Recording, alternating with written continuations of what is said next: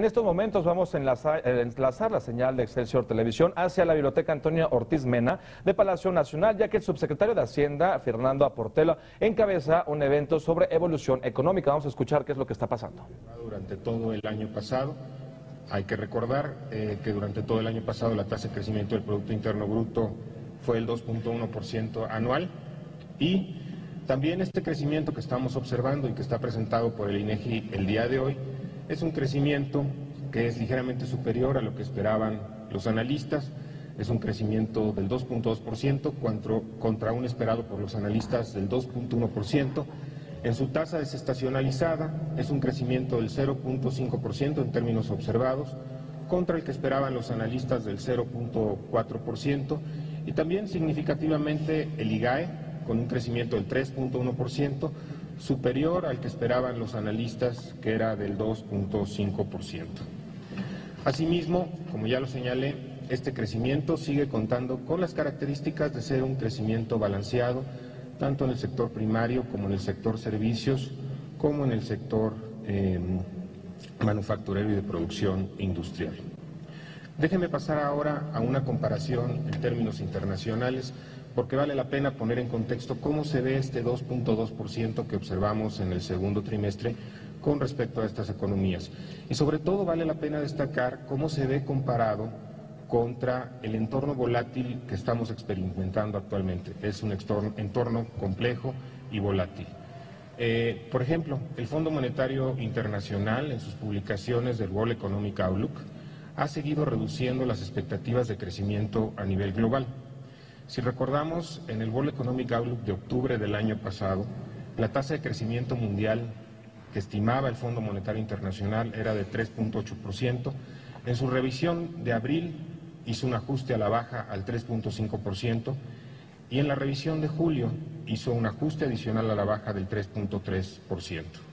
Para las economías emergentes es el mismo tipo de comportamiento. En octubre del año pasado el dato era 5%, en abril de este año 4.3%, y ajustó a 4.2% en su publicación de julio del presente año.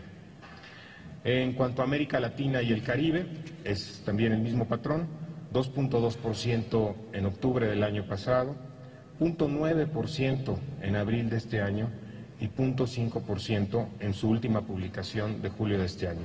Este comportamiento, en el caso de las economías emergentes, se debe preponderantemente a una posible recesión mayor en los países de Rusia y de Brasil, y en el caso de América Latina, a la reducción de los precios de las materias primas.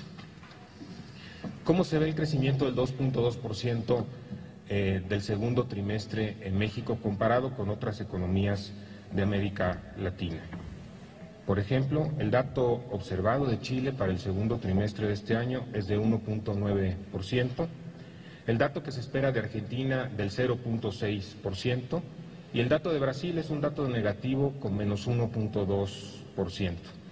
Incluso en el primer semestre, si uno ve los primeros 6 meses de 2015, la economía mexicana está creciendo a una tasa del 2.4%, mientras Chile al 2.2%, Argentina al 0.9% y Brasil con una tasa de crecimiento de 1.4%, es decir, una tasa negativa ya en una clara recesión, con 1.4% en términos negativos.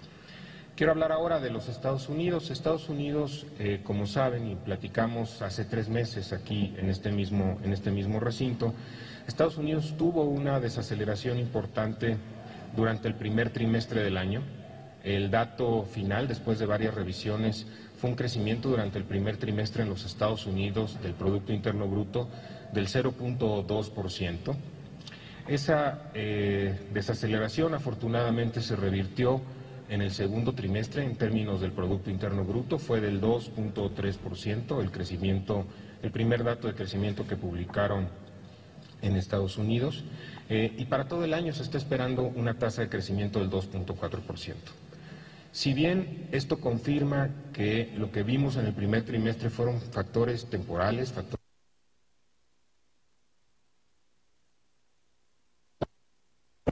Interno Bruto durante el segundo trimestre en los Estados Unidos, la producción industrial ha tenido un comportamiento distinto.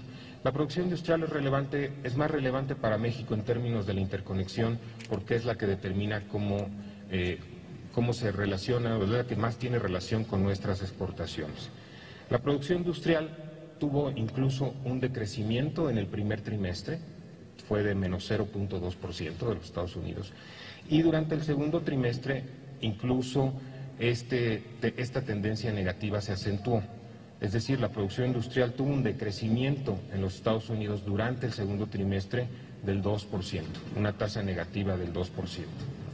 ¿Esto qué hizo? Hizo que la estimación que se tenía o el pronóstico que se tenía para la producción industrial durante todo 2015 para los Estados Unidos, que se tenía en marzo de 3.8%, se ajustara a agosto a 1.9%. Quiero señalar, sin embargo, que en julio ya tenemos una tasa, o se observó una tasa de crecimiento mensual desestacionalizada positiva de la producción industrial de los Estados Unidos del 0.6%, que es el mayor crecimiento desde noviembre del año pasado. ¿Qué quiere decir esto? Que se anticipa el crecimiento de la producción industrial se estabilice e incluso empiece a tener un desempeño positivo durante el segundo semestre de 2015 allá en Estados Unidos. Se anticipa que el crecimiento de la producción industrial en el segundo semestre en Estados Unidos sea del 3%. Eso es lo que sostiene una estimación del 1.9% para todo el año de la producción industrial americana. En este entorno, en un entorno complejo, volátil, con una producción industrial de los Estados Unidos con un menor desempeño al que se había pronosticado inicialmente, las exportaciones mexicanas tuvieron un buen comportamiento. Las exportaciones no petroleras durante todo el primer semestre de 2015 tuvieron un crecimiento del 3.6%. Esto estuvo impulsado de manera importante por el crecimiento de las exportaciones automotrices. En junio tuvieron un crecimiento del 11.5% en términos anuales. La producción de automóviles, por ejemplo, en los primeros 7 meses del año, es decir, de enero a julio de 2015, tuvieron un crecimiento del 6.7%, lo que equivale a 1.981.000 unidades. Entre enero y julio tuvieron un crecimiento del 20.9%. El dato de julio exclusivamente tuvo un crecimiento del 16.1% y este es el mayor dato desde un julio del año 2000. Es decir, ha habido un muy buen comportamiento de las exportaciones a pesar de esta menor capacidad por la producción industrial con una evolución menos favorable en los Estados Unidos. Pasando a otro factor de la economía mexicana, la inversión. Queremos, como lo anunciamos en el trimestre anterior, seguimos teniendo un comportamiento favorable de la inversión. Entre enero y mayo, la inversión fija bruta tuvo un crecimiento del 4.7% en términos anuales, que es el mayor aumento anual desde un periodo de 2012. A su interior, lo que vemos es que maquinaria y equipo tuvo un crecimiento del 7.3%, la construcción tuvo un aumento del 3.1%, que es el mayor crecimiento para este periodo desde el año 2008. También tuvimos un buen primer semestre de inversión extranjera directa. Recordar que durante el primer semestre tuvimos un crecimiento de 13.750 millones de dólares, lo que representa un crecimiento anual del 41.3% respecto del monto preliminar reportado en 2014. Tan solo durante el segundo trimestre de este año se captaron 5.419 millones de dólares de inversión extranjera directa, reportado hoy por la Secretaría de Economía, lo que representa un aumento anual de 135% con respecto al mismo trimestre del año anterior en sus datos preliminares. Estos factores, junto con diversos factores que voy a mencionar a continuación, han tenido una repercusión favorable en la evolución del consumo y de los servicios. Quiero destacar que tan solo para el dato del segundo trimestre en el comercio, de acuerdo a datos del INEGI, está creciendo a tasas superiores al 4%, una tasa del 4.2%. Y los factores que han apuntalado el consumo en México, primero quisiera señalar la tasa de desocupación. Esta tasa de desocupación entre enero y junio, en el primer semestre del año, fue del 4.3%, se compara con un 4.9% durante el primer semestre del año pasado. En cuanto al empleo, a julio se han creado 753.014 plazas con respecto a julio del año pasado, con un incremento anual del 4.4%. Se ha observado también el menor nivel de inflación. El dato de julio fue del 2.74%, que es la menor inflación desde que inicia este indicador en 1970. Todo esto ha propiciado que el crecimiento de los salarios contractuales se vea robusto en un nivel de 1.26% en términos reales, que es el mayor crecimiento para este periodo desde 2001. Adicionalmente, quiero señalar que un factor que ha apuntalado el consumo es, sin lugar a dudas, el financiamiento. Las tasas de interés se han mantenido, a pesar de la volatilidad financiera internacional, se han mantenido en niveles bajos y estables. Tan solo en julio, la tasa de interés interbancaria de equilibrio, la TIE, fue en promedio 3.3%, que es la menor desde el inicio de este indicador en 1995, en marzo de 1995, y la tasa de interés hipotecaria que observamos durante junio también se ubicó en niveles históricamente bajos, en 10.59%.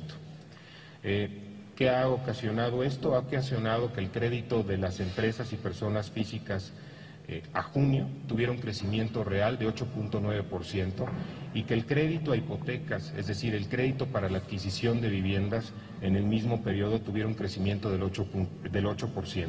Este es el mayor crecimiento que se ha observado desde octubre de 2008. Para finalizar, en términos de factores que soportan el consumo, las remesas en junio tuvieron un dato de 2.168 millones de dólares, lo que implica un crecimiento anual del 6.1%.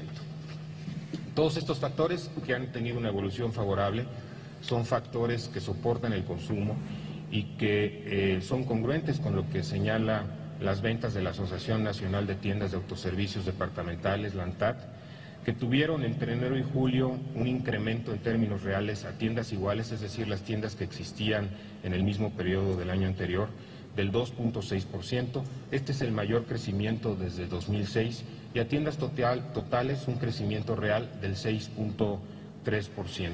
Es decir, los factores que han venido evolucionando de manera favorable han tenido una repercusión importante en el consumo, que, como señalé, se refleja en una buena tasa del comercio del 4.2% durante el segundo trimestre de este año. Déjeme pasar ahora al petróleo y primero hablar de la plataforma de producción. La plataforma de producción durante los primeros 5 meses del año tuvo un comportamiento volátil, es decir, vimos varianzas en los niveles de producción. Si se acuerdan, existieron algunos eventos específicos que provocaron una caída de la plataforma de la producción, particularmente en los meses de abril, mayo. Lo que tuvimos es un promedio entre enero y abril de producción de petróleo de 2.265.000 barriles diarios, que es una reducción con respecto a lo que habíamos proyectado en el presupuesto de la Federación de 2.400.000 barriles diarios. Aquí les diría, la noticia favorable es que lo que vemos de plataforma de producción entre junio y julio es ya un promedio de 2.260.000 barriles diarios. ¿Qué quiere decir esto? Que el nivel de producción se ha estabilizado. A partir de una volatilidad inicial durante los primeros 5 meses del año, ya vemos una estabilización alrededor de 2.260.000 barriles diarios. Incluso si uno ve el dato del IGAE en crecimiento mensual para junio, lo que vemos ya en el dato de minería junio contra mayo de este año, vemos un crecimiento de 1.1% anual, 1.1% mensual contra un decrecimiento anual del 6.2%, lo que refleja la estabilización de la plataforma de producción. En cuanto al precio, lo que observamos es un acumulado en el precio de la mezcla mexicana entre enero y julio de 49.7 dólares por barril, y al día de ayer, enero-agosto, el promedio enero-agosto de 49 dólares por barril. Hay que recordar que el promedio de 2014 del precio del petróleo fue de 93 dólares por barril. Esta reducción, la reducción que estamos observando en el 2015 comparada con lo observado en 2014, es una reducción de aproximadamente 165,000 barriles diarios. Esto sin duda tiene un impacto sobre la capacidad de crecimiento de la economía. Estamos estimando que ese impacto son décimas de crecimiento al Producto Interno Bruto, es arriba de 0.4 puntos porcentuales. El día de ayer, la Secretaría de Hacienda hizo público que ya se terminó el programa de coberturas. Del programa de coberturas quisiera destacar, de precio del petróleo, quisiera destacar que se cubrieron 212 millones de barriles de petróleo, se hicieron 44 operaciones, el precio al que se cubrió, el precio promedio de la mezcla mexicana de petróleo al que se cubrió fue de $49 por barril. Recordar que al día de ayer el precio del petróleo de la mezcla mexicana está en $38.15 por barril. El costo de estas coberturas fue de $1.090 millones, como fue publicado en el comunicado de ayer de la Secretaría de Hacienda, que representa alrededor de 17.500 millones de pesos. Quisiera concluir el mensaje señalando primero que en este entorno que es complejo, que es volátil, la economía mexicana está creciendo más que el año anterior, como vimos a dato trimestral, segundo trimestre de este año contra el segundo trimestre del año anterior, la economía crece más. Primer semestre de este año contra primer semestre del año anterior, la economía está creciendo de manera más dinámica. Incluso el crecimiento observado está ligeramente por encima de lo pronosticado por los analistas. El crecimiento se sigue dando de forma balanceada, tanto en la parte externa, con un crecimiento de las exportaciones no petroleras relevante, como un dinamismo del consumo también significativo. México se ha logrado diferenciar de otras economías emergentes en este entorno donde se han dado menores expectativas de crecimiento a nivel global, donde si bien se dio una reducción de la producción industrial en los Estados Unidos, se espera que sea temporal y se da en un contexto de una menor plataforma de petróleo y también de un menor precio del petróleo. Estos datos, los datos del primer semestre y los datos recientes, son consistentes con un crecimiento de la economía mexicana del 2 al 2.8%. Muchas gracias por su atención y estamos atentos a sus preguntas. Gracias, subsecretario. En primer término tengo a Gonzalo Soto del Reforma, por favor. ¿Qué tal? Muy buenos días. Aquí, ¿qué tal? Varias preguntas. Quisiera comenzar con la parte de las coberturas petroleras. Ahí me gustaría conocer por qué fue tan pronto las operaciones de la compra de las coberturas. ¿Qué vieron en el mercado que decidieron hacerlo poco antes de lo que lo habían hecho, por ejemplo, el año pasado?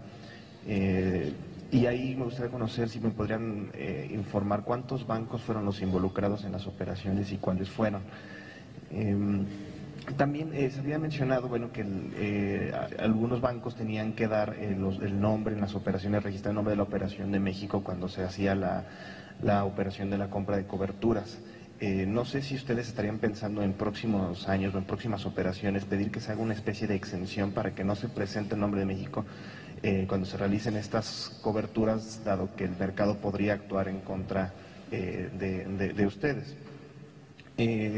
La siguiente pregunta sería, ahora con este ajuste que se dio con un nivel un poquito más elevado de lo que se encuentra el precio del petróleo ahorita, ya no habría la necesidad de hacer mayores ajustes presupuestarios para 2016. Si con esto ya quedó conjurada la posibilidad de tener que realizar un recorte adicional, o si todavía la Secretaría de Hacienda, a pesar de esta operación, sigue pensando en hacer un ajuste adicional.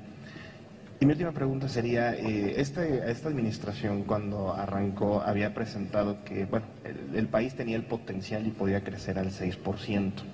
Vamos ya a casi la mitad de la administración y el crecimiento sigue siendo pues, bastante bajo a pesar de los datos de recuperación que nos muestran. ¿Qué mensaje le manda el gobierno federal a la población, a la ciudadanía, respecto de estos crecimientos? Ellos esperaban más y siguen esperando más. ¿Qué le dicen entonces a la gente que además ve un dólar muy caro, un precio de petróleo bajo, en fin, un panorama no muy favorable? Te invitamos a seguir cuestionando la información con los siguientes videos.